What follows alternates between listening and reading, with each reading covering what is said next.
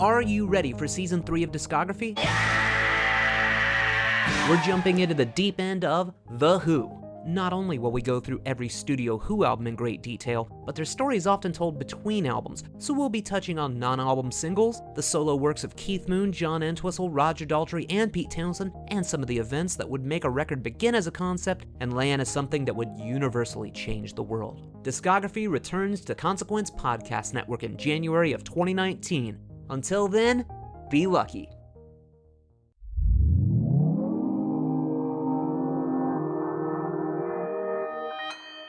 Consequence Podcast Network.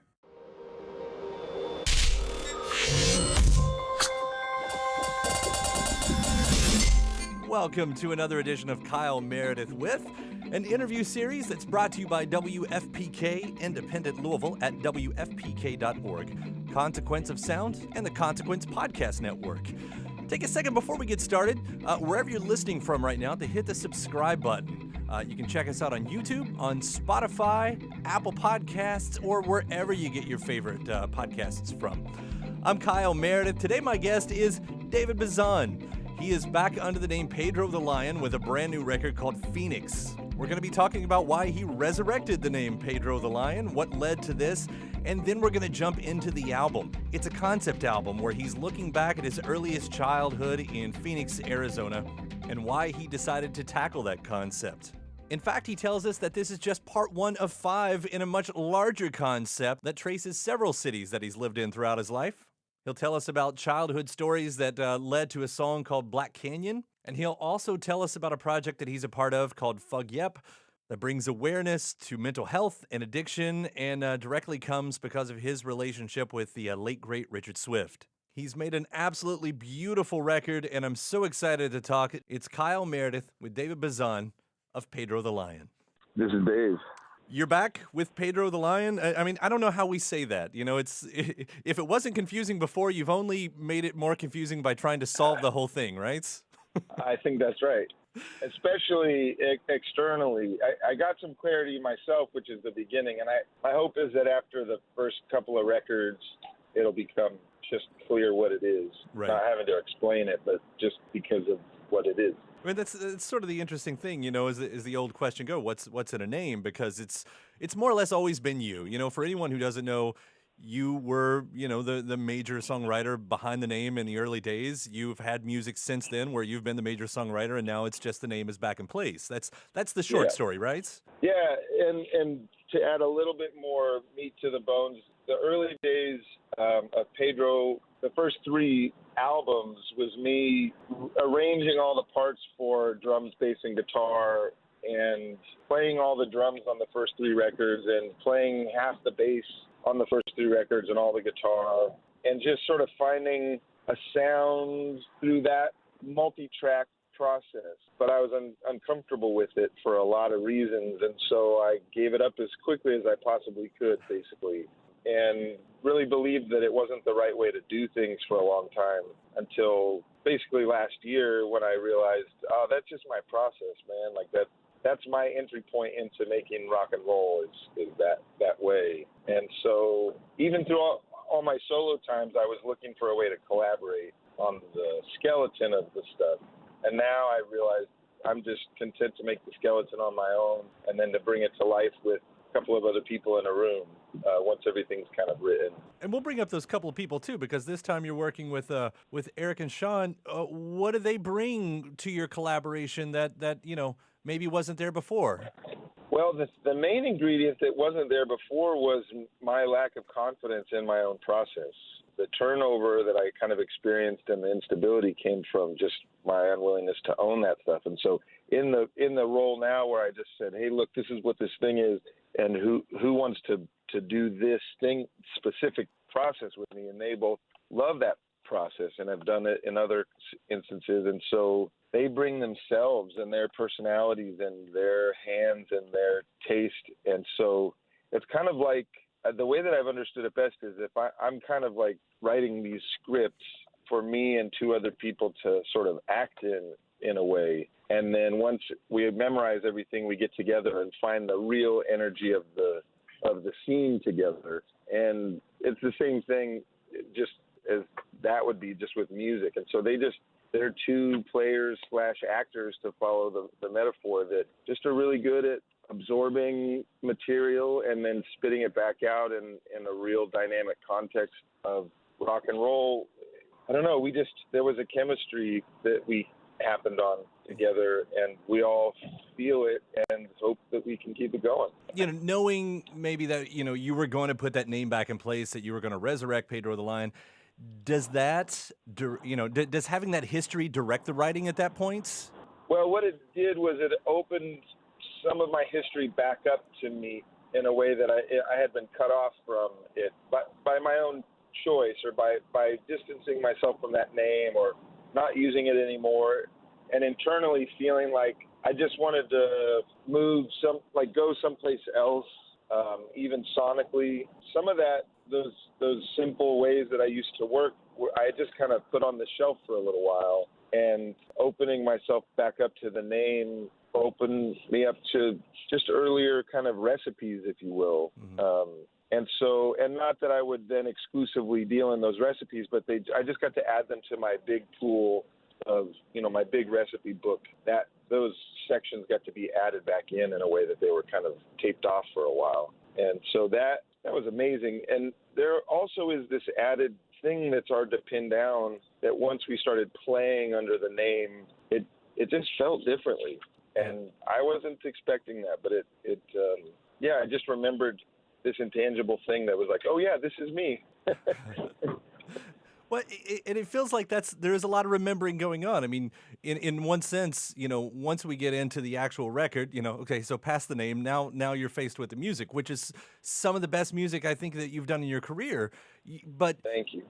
What we're talking about almost is like two homecomings. One, back to the name, to the band, but also to your childhood. I mean, there's a lot of remembering that seems to be going on in this. Is it fair to call it a concept record? And what brought you back to the childhood? Yeah, I think it is fair to call it a concept record. And before I ever knew that I was going to come back to the Pedro the Lion name, this idea for this record and 4 more like it in other towns that I've lived in kind of came to me in the summer of 2016, and I kind of agreed, like, yes, I need to do this. I was driving around down here just trying to, I don't know if for anybody who has lived in different towns, depending on how you leave a town, feel like there's just haunted feelings in Phoenix for me. And when I would come back, I loved it and I felt at home, but it just was this big, messy cocktail of feelings that I didn't understand, but always got my adrenaline up a little bit sometimes, or there was just like a sadness to it that I couldn't put my finger on. So I just really faced that one morning on my way out of town. I was headed over to San Diego on tour. Just happened to be in Phoenix on tour, and it just hit me like there's all this longing here. Why is that? And I realized, you haven't really processed so much of your childhood because it was interrupted by moving, at 11 or 12. I guess it was 12. And so I thought, well, let's do a project about that. And I thought it was a writing project, like maybe a personal writing project, not non-musical. And within about 30 seconds, I realized, it's musical and it's a record and it's 5 records.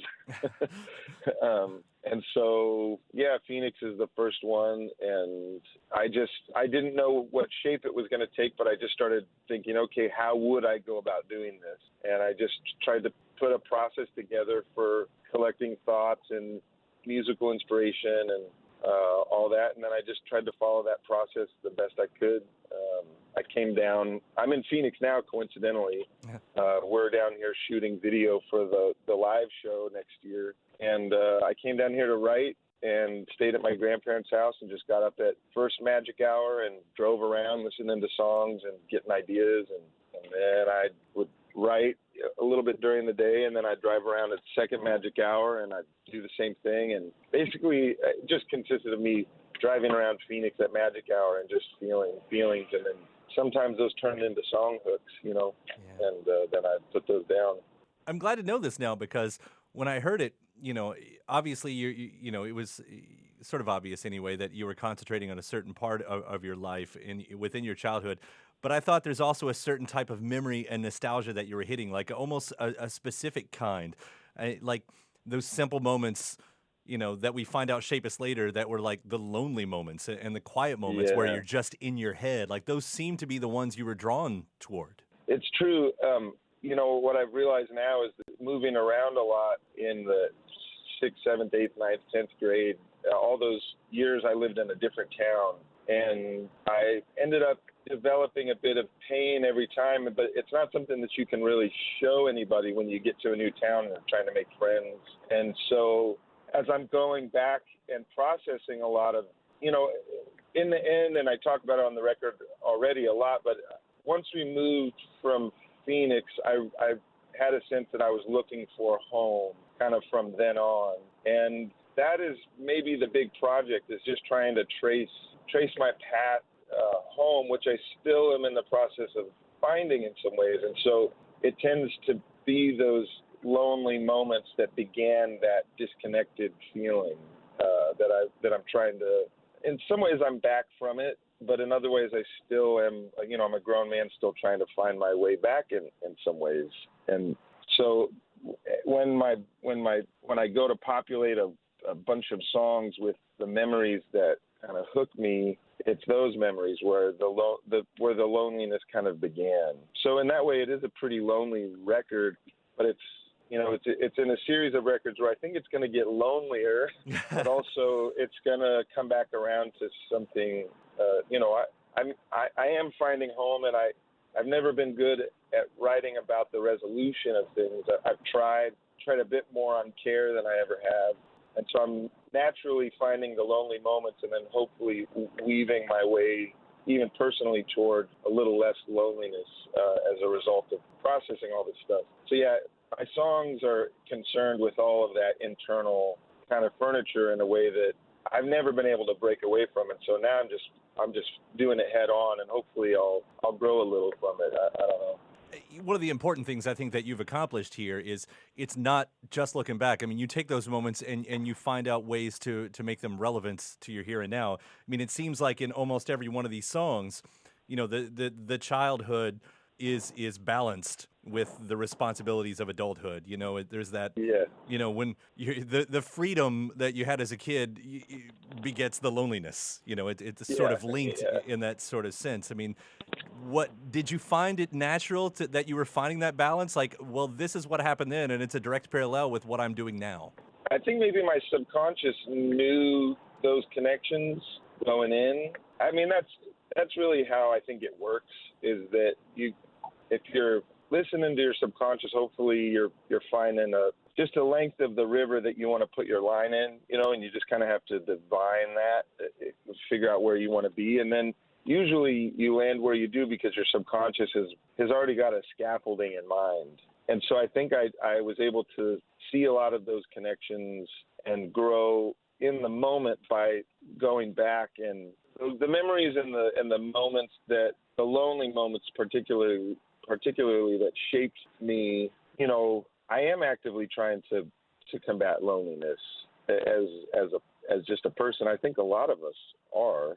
So it was natural in a way, and those connections were thankfully there to be made. I set out to write a lot of that stuff not knowing what those connections were going to be, hoping I would find them for the sake of the songs and the sake of just my own personal wanting to know. And so a song like Quietest Friend, which was the last song that I finished the lyrics for. In fact, I think we got done with that about 4 a.m, the last day of tracking, where I was writing, a stanza and then coming in and cutting it, and then struggling to write another one and then coming in and cutting it. That one came last, and little moments like it's a wisdom that I needed right then, in some ways to finish the thing, but also just to find the movement that I'm looking for in my life. There's a song on here that, for me, took a mysterious turn, and that's Black Canyon. Yeah. Yeah, it starts out, I'm guessing, with what it sounds like is your uncle is. He's a paramedic who was the first to arrive on the scene of a suicide, and he. So in the previous song, Tracing the Grid, I make reference to sitting around the dinner table at my grandmother's house with aunts and uncles and hearing stories, and how I just ate that up, that time of sharing. But that Black Canyon story is one of the stories that my uncle told to us, and there was another story that he told that inspired the song Priests and Paramedics off of Pedro the Lion's Control record. Another story he told us inspired that one. And so in a way, that story was a big part of my development. Not in that I thought about it all the time, but I don't know, it was a story that I heard pretty young, I guess. And if I was going to make an homage to the Phoenix of my experience, I wanted that story to be in there in some ways, because it gets at, there's a brutality to this town, to Phoenix. It's just a little bit rough. There's a little bit more tension somehow, and I wanted that to be represented, but lovingly too, and with care, I hope. And so, and this story that my uncle told, and we heard it 2 or 3 times growing up, and then I would tell it to people, because it just was such a bizarre story. And then I thought, is there any way I can represent it in song? And it seemed impossible to me, but I just kind of kept on hacking away at it, and came up with a way to do it that satisfied me. And so I wanted to honor the experience of my uncle, and then this woman who was a firefighter alongside him, and his pal who was, them dealing with the brutality of their job. They were supposed to tell people the stories, their higher ups, would basically, that was a part of what they were told, is like, hey, you got to let this stuff off. You got to talk to people about some of this stuff, or else it's going to eat you up. And so he would bring certain stories home, and he didn't tell us everything, obviously, but yeah, I wanted to honor that story, and I wanted to, it just was, in the song before, like I said, I talk about my favorite stories and how I memorized them all. Mm-hmm. And I really did sponge up information like that when I was a kid. And so it also connected a dot for me, it put a bit of there's something a little brutal about how my brain processes things. And I'm sure things like that had to influenced it, but also I understood everything that was going on in that story right away as like a 10-year-old kid, I mean, and especially when you hear that line about, get the struck off my back, that's it's a powerful moment, and especially, I don't know that I was expecting that moment to come, so late in the record after we've gone through so much journey already, and it's just like, I know, it's a big one. It is a big one. I'll bring this up when we're sort of talking about, the darker side too, because you've been posting about, hopefully I'm saying it right, Fug Yep. And, yep. And you were close with Richard Swift, which we're big fans around with right now. And I was wondering if you could if we could close out with you kind of talking about that, because in a long stretch of a way, it almost kind of connects with what we're talking about here. Yeah, it does.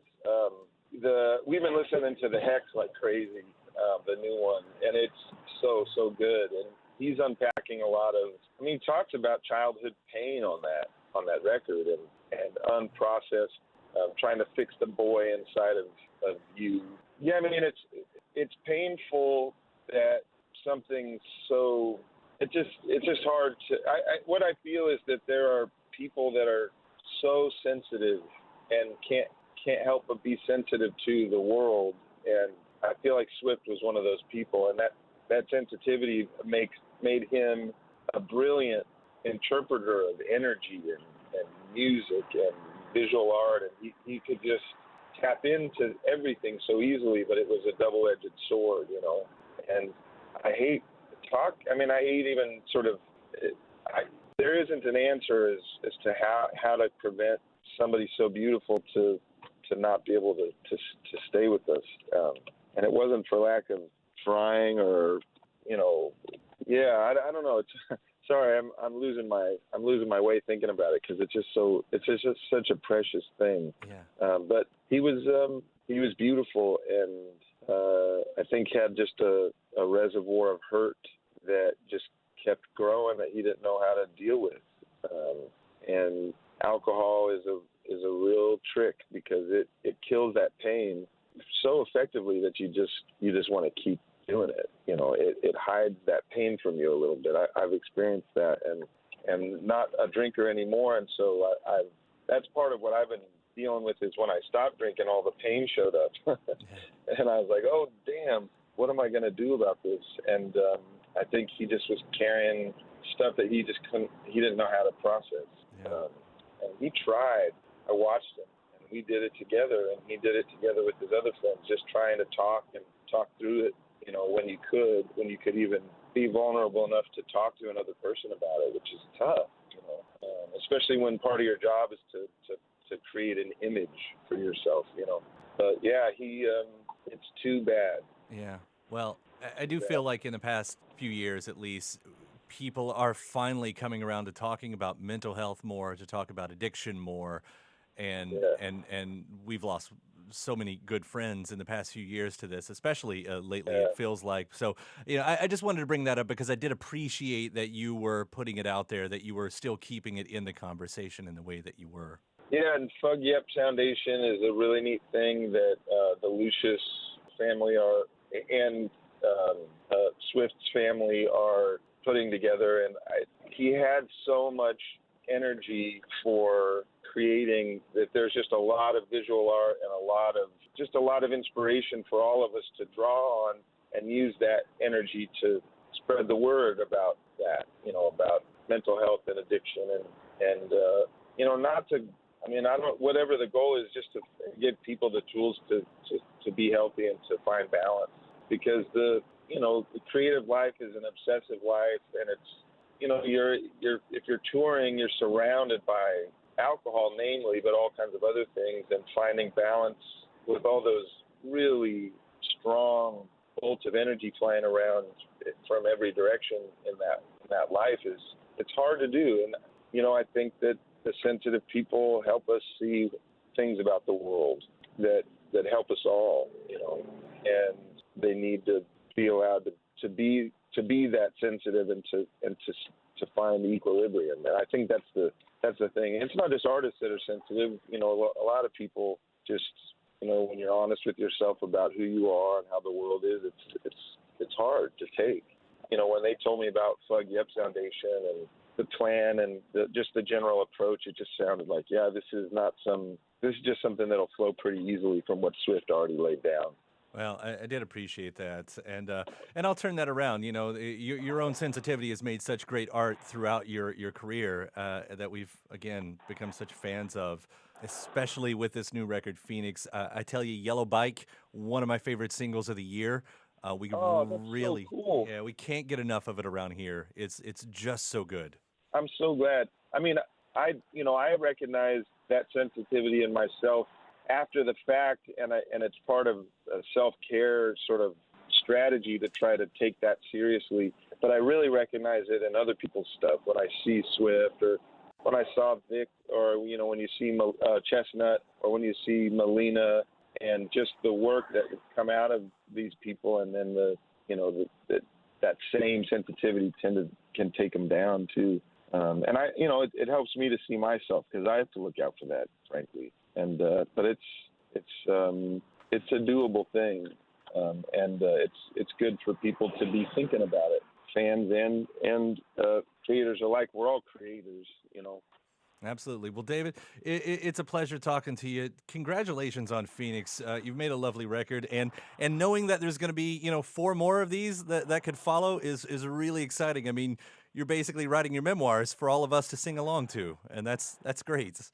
Well, as long as it's singable, that's cool. I'm happy to be doing that, but I also worry that someone's memoirs in musical form could be kind of tedious. But we'll see what we can do to strike that balance. All right, man. Well, I look forward to it. Thanks for the call today, the conversation, and again, congrats on Phoenix. It was a pleasure, man. Thank you so much. All right, take care. Bye-bye. Bye. My thanks to Dave. The brand new Pedro the Lion record, that's fun to say.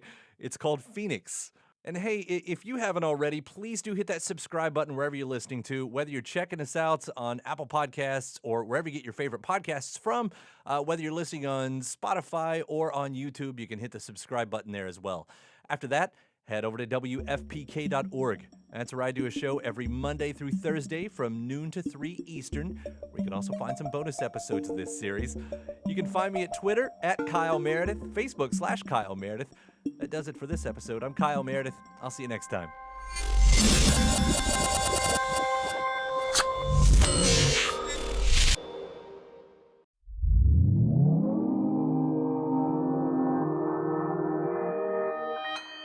Consequence Podcast Network.